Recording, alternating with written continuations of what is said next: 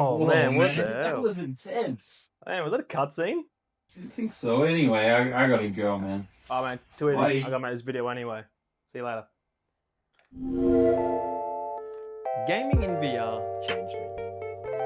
Wait. Something's not right.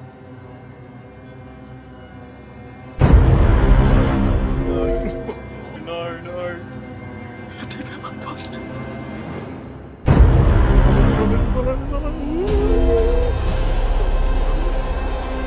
Save me, Neo. Save me, Keanu.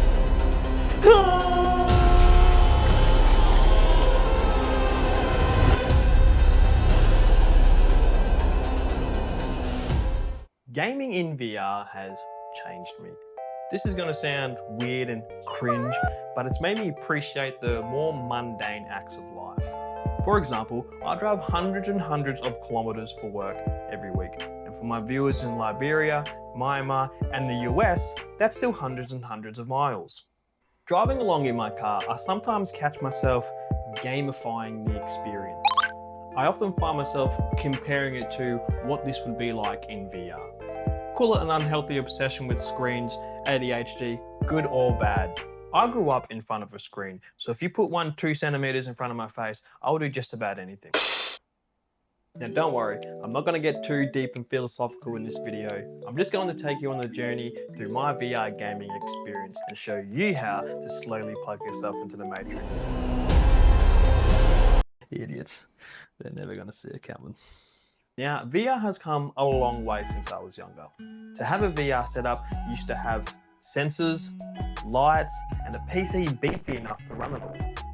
I was constantly looking at buying a VR headset, but how fast the technology kept on improving, it made it almost impossible to get the right one for the time. A better model would come out in 3 months' time. You look at that one, a better model would come out in 3 months' time. You look at that one, a better model would come out in 3 months' time. You look at that one, a better. Prior to this, I played the PlayStation 2 iToy, the Xbox 360 Kinect tracking game. What? Stab left. Okay. Stab right.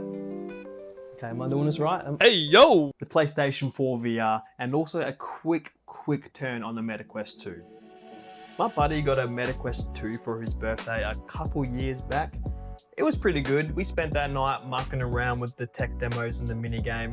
For the time, it had a see-through camera, so you could see your real-world environment, but the cameras were very low pixel, basically in grayscale. It still worked for the time, but really hard to go back to. My first real adventure and foray into the VR gaming world was a game called Rec Room. This was on the PlayStation 4 VR. This game was more of a social hub, more of like a tech demo area. Very low polygon graphics, very basic physics engine. My favorite thing to do in this game was the paintball section. It had shooting around cover, taking cover, and for the time, the movement was pretty intuitive. My next VR experience was PlayStation 4 VR, Five Nights at Freddy's. This still haunts me to this day. I have never had such a visceral reaction to a game ever, and still since then. The game itself is pretty simple. It's Five Nights at Freddy's in first person, in VR. My buddy has some footage that I might try and find of me playing this game, sweating and breathing heavy. Basically, you as the player are trapped in an elevator or something with shutters on either sides. And the game was, you just have to close the shutters or the Five Nights at Freddy's animatronics will start crawling at you. No thank you, I'm good. I hate scary stuff. And this really highlighted to me how much of a pussy I was. And this leads me to my next segment, education. Hi there guys. For those of you who took offense to that last bit of me calling myself a pussy, I'd just like to clear the air. I meant pussy in the abbreviated form of pusillanimous. If you made any negative connections to anything else, that's on you, brother. Back to your regularly scheduled content. Now, years later, I went to my buddy's house and he had the MetaQuest 3.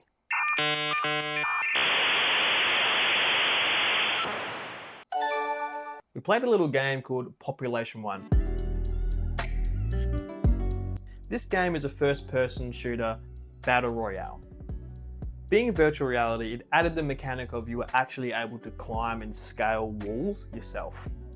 The shooting was decent, the guns were generic, but the real fun was in the lobby. It had this obstacle parkour course to get you used to the movement. Oh, no way. No, we do not go over there. Calvin, tell me it ain't so, Calvin. That way. And the movement itself was so smooth and intuitive, leaps and bounds ahead of anything I previously played. At the time, it was the most immersive I felt in the VR headset. So much so, it had me moving like a boomer. How do I bop down like he is? Do I have to actually physically get down? I had such a good time using the MetaQuest 3 that when I got home, I bought one straight away. And to this day, I still recommend it is the easiest, straight off the shelf, out of the box, chuck it on you could get. The next major game I sunk a lot of hours into was a VR game called Breaches. This game is essentially Rainbow Six Siege in VR. The game was extremely fun to play. It had all the gadgets and the bobs. But it also made me realize something I wasn't expecting with the VR. And that's just how social this thing is. Everyone talked, everyone communicated. It was just fun. I still have some people that whenever we're online at the same time, I jump into the lobby with them and just chat shit. I didn't just want to play first-person, fast-paced shooters in VR. I wanted to slow things down. So the next title I got was Demeo. If you are to play this game, I don't know what the term is to play a game that's also available not in VR, but flat screen, normal screen, I don't know. Essentially, this game is a board game of sorts. You, the player, have cards with special abilities. You can move your troops into certain positions, like a dungeon crawler game. Now pair that with the VR of me actually being able to walk around and look at all new angles and all that good stuff there. It was just a delight to play. The next game on my list, honestly, hits way harder than it needed to. And that game is Smash Drums. It's Guitar Hero, but on drums and in VR. The way you can set up your kit to play how you play, the song choice, the list of songs you could choose from, amazing. I found some songs on there that ended up being in my most listened to song for Spotify that year. They slap. Also, it allowed you to experience what if I was actually good at drums. You could change the 3D environments to be like in a concert or in space or in a volcano, I think. It was fun and it was sweaty. Make sure you clean your headset, guys.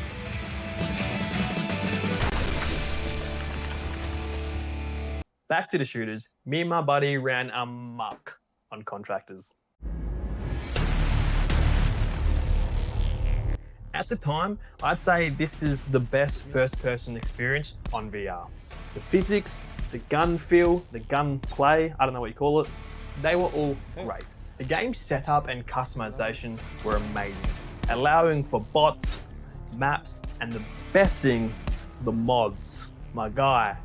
This is the game that allowed me to walk through Halo 3 maps, COD 4 maps, and even inbuilt it had a pretty good zombie mode, but you could play Call of Duty Zombies in this game, like the actual level with mechanics. And this is like in-game, 1-for-1, just like Call of Duty.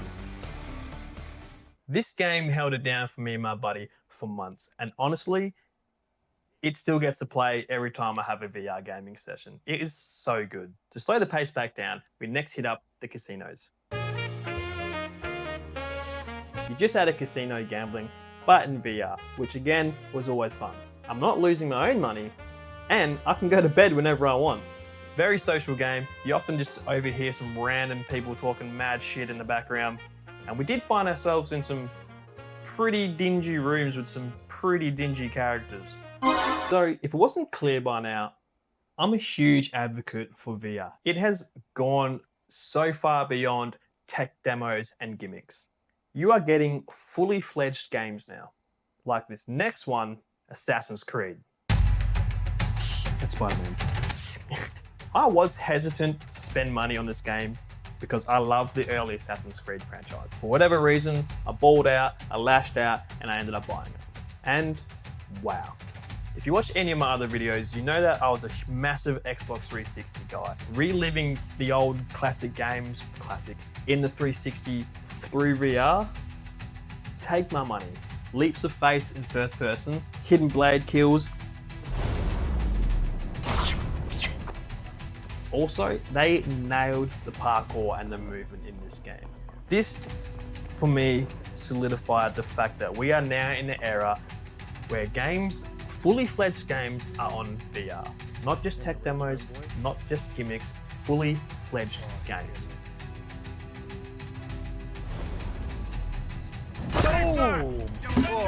I think I ended up getting Asgard 2, The Wrath of Gods or something like that with the headset when I bought it. It was cool, but still, I had other games to play. Games like Golf Plus.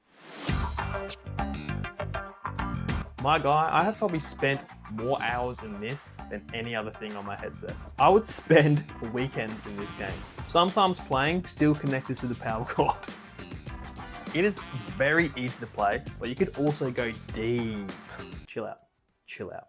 I entered some tournaments. You can play different sort of game modes, battle modes. It's just really fun. Driving range, putting green, very fun. Weekly challenges as well.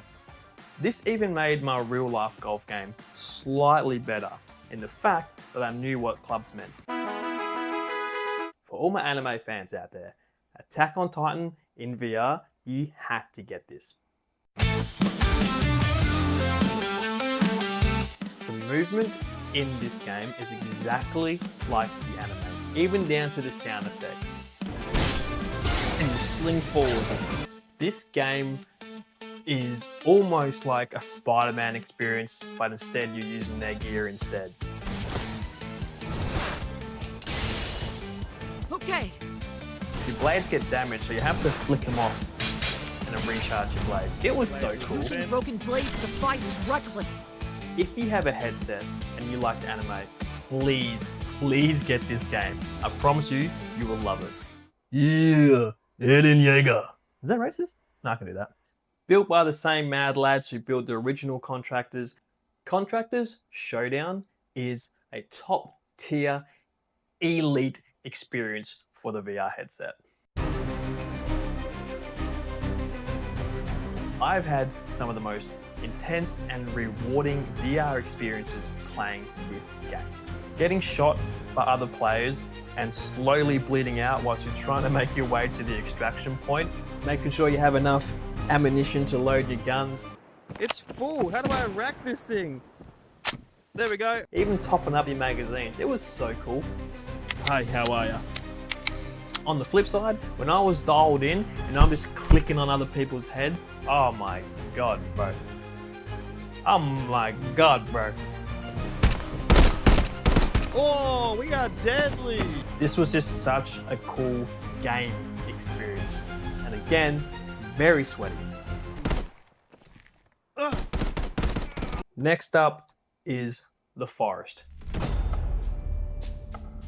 Now with this game, I played it through the virtual desktop app. So it was running from my PC, which is again, pretty beefy. The Forest is a survival crafter game. You crash on an island, you wake up, you have to gather resources, survive, and find your son. You're making tools, you're building shelters, you're hunting for food, all whilst trying not to get eaten by cannibals. Or whatever the fuck this thing is. We were struggling pretty bad in the early game. Hey, no! Dude, I'm so high up. Holy shit. So we had the bright idea of to build our base up in the trees. And for a while, this worked. My friend and I thought we were untouchable. We basically passed the game. You are a god. You are a god. Remember this thing? It tore down the tree like there was nothing. We didn't stand a chance. This game made me have to implement a warning system. Whenever my partner would walk in the same room as me, I had to make her announce when she was trying to walk past me. If she didn't, both our lives were at risk. Oh man, they're wearing someone else's skin. Oh! Hooray! Many hours we spent playing The Forest in VR. Now the time for the game that honestly made me rewire my brain, think about our place in the universe. And that is No Man's Sky. I've just recently jumped into this game with one of the latest updates where you can get the Corvettes, build your own ships and travel with them. I knew about the dodgy launch this game had, but honestly, reading about it and over the years, can I make it my game of the year in 2025? This VR experience was life-changing. Hi there, little guy. Oh shit. The first time I got into my spaceship, I happened to be sitting in my gaming chair, and my chair in real life perfectly aligned to the armrest, the backrest angle into the game. My jaw was on the floor playing this for the first time. This was such a experience. I know I'm in my room, sitting down on a chair, but not me, brother. I was up there, somewhere in this cosmos, flying around in my own personal spaceship. I was totally immersed, and I was totally disconnected from reality. After that particular gaming session, I took the headset off, and I just sat there. So, there we have it. These have been my main VR experiences to date. So thanks for coming with me, and I took you through a journey of my VR gaming experience through my eyes. Okay, good, it is. Or is it?